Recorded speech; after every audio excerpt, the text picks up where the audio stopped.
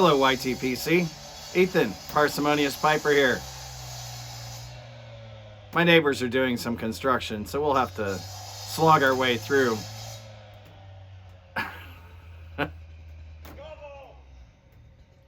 Today we've got some morsels for mental manducation. But first, in a 3-star Pipe by Lee apple, I am smoking some of Gatlin Burlier's Dr. Toad. Now, if you recall, I talked to you about their No Local blend, which is a Balkan. No Virginias, no Burleys. This Dr. Toad is supposed to be reminiscent of Frogmorton on the Town, which I've never had, so I couldn't compare it. But I like to let a blend stand on its own anyway. This is basically No Local with some vanilla Cavendish tossed in. It's good. I think I prefer this to the No Local. I like that slight hint of sweetness. It is not aromatic by any means. It's just a little bit there. It is very similar to Milan Tobacconist's Triple Crown. It would be a direct heads-up competitor to that if I had to compare it to anything. And I would have to smoke them back to back to see which I would give the nod to. I like it. This is good. So, on to our morsels. First up, a few weeks ago, cities of Los Angeles and Long Beach, California, instituted a $4 to $5 pay increase mandate for people they called hero workers. It's hero pay. This is for people who work retail and service industry type jobs, but only for employers with 300 or more employees. It sounds more like a punish the big guy job to me. Now, they were warned that artificially increasing the pay of these workers would have negative impacts. Things like reducing worker hours or eliminating workers or even closing stores. That's just basic economics, folks. Try taking a class in it sometime. The cities were shocked. Shocked, I say, when Kroger closed 5 stores. Entirely predictable.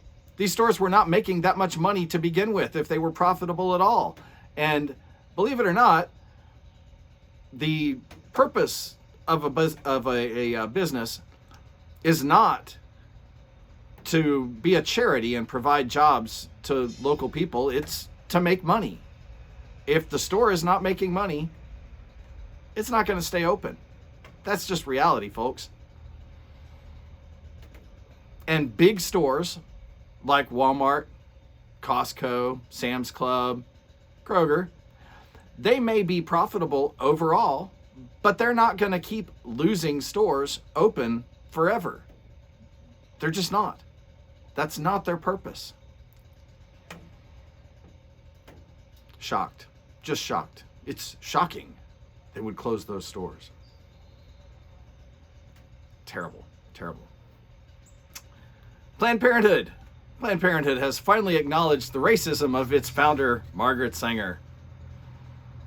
Of course, anyone who actually knows the history of Planned Parenthood and Margaret Sanger already knows that Planned Parenthood was racist from the very beginning.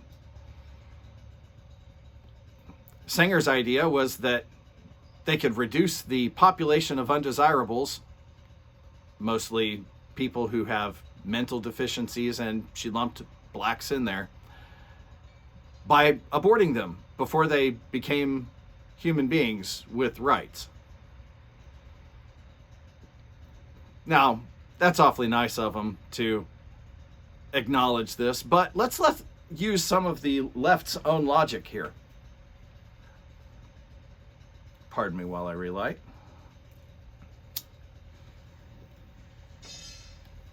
See, by the left's logic, anything that has a disparate impact on different races, even if that's not its intention, is by definition racist. This, for example, is one of the reasons that you see most universities are dominated by the left, but you see many universities who are starting to either de-emphasize or drop their reference to the SAT and the ACT tests entirely. Why? Because Asians and whites outscore Hispanics and blacks.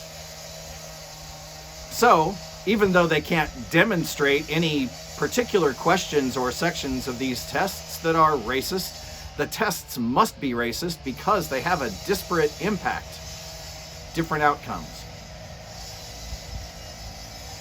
Now, in New York City, it has been a number of years that there have been more black babies aborted than born alive. This is a massive disparate impact. So, by their own logic, Planned Parenthood must be racist still, because abortion must be racist. Don't hold your breath waiting for those protests. In Chicago, Jaslyn Adams, a 7-year-old black girl, was murdered while waiting with her father in a drive-thru line at McDonald's.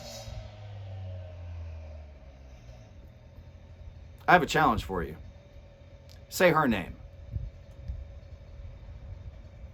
The truth is, black lives only matter if they are politically convenient.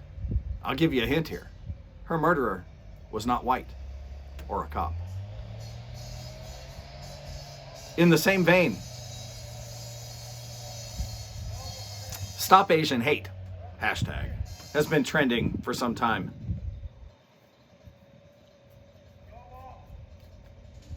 I have yet to meet a person of any race who believes that promoting more Asian hate is a good thing. But did you hear about the 61-year-old Chinese immigrant in Brooklyn who was viciously attacked from behind while collecting cans for recycling to help support his family? Kicked, beaten, left in a medically induced coma because of the head injuries. Oh, you didn't hear about that? Oh, that's probably because his attacker was not white.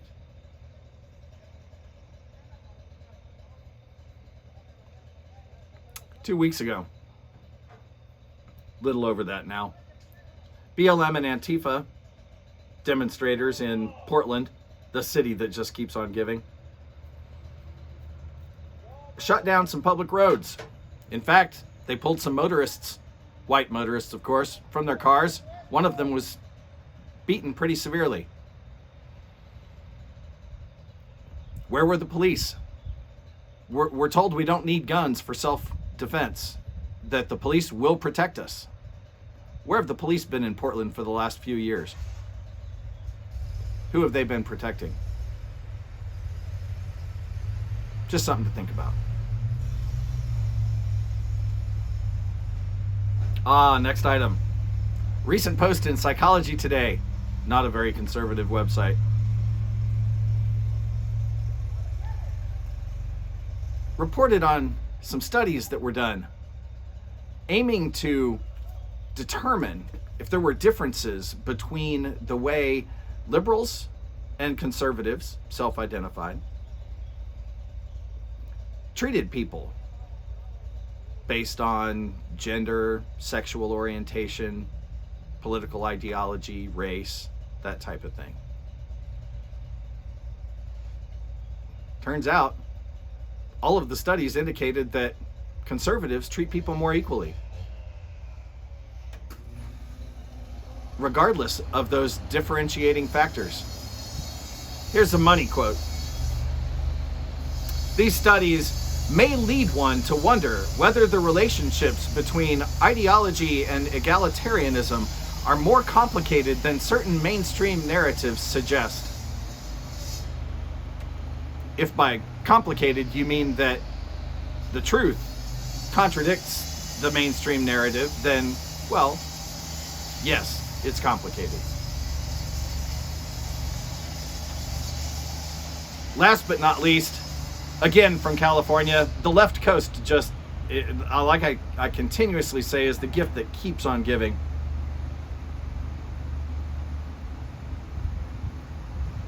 In the name of equity, the California Department of Education is coming up with guidelines that basically discourage or eliminate high-performing students from participating in advanced math classes based on their age.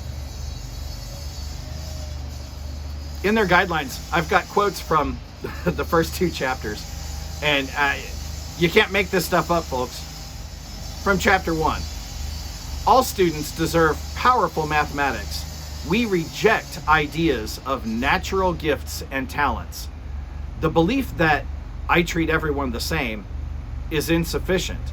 Active efforts in mathematics teaching are required in order to counter the cultural forces that have led to and continue to perpetuate current inequities.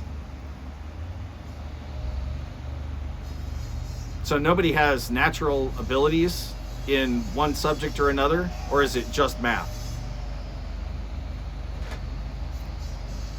Hint, white and Asian kids are doing really well.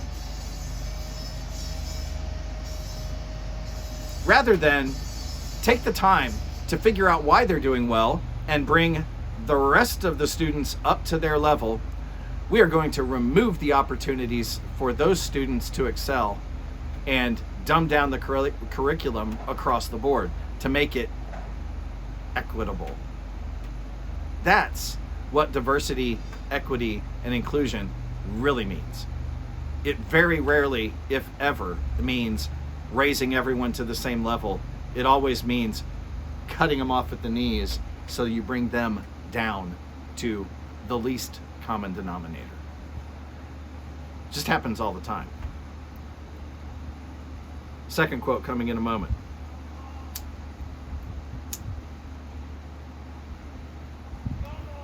This stuff really is not hard to keep lit. I'm just talking too much. Chapter 2. Teachers can support discussions that center mathematical reasoning rather than issues of status and bias by intentionally defining what it means to do and learn mathematics together in ways that include and highlight the languages, identities, and practices of historically marginalized communities.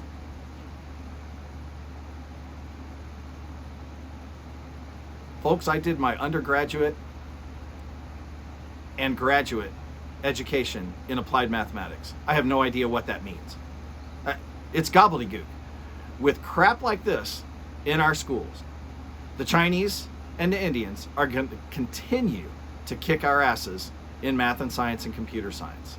Because even though very often they do teach left-leaning and Marxist things in their schools, they leave them out of their math classes and just teach math. You want to teach neo-Marxism? Dedicate a class to it. You've already taken over all of the soft sciences, social science, for example. That's not science. Anything with science in the name usually is not. Political science, history, English, literature. You've taken over all of those with your neo-Marxist crap. You could at least leave math and the sciences alone so that we can compete on STEM levels with other countries. But no.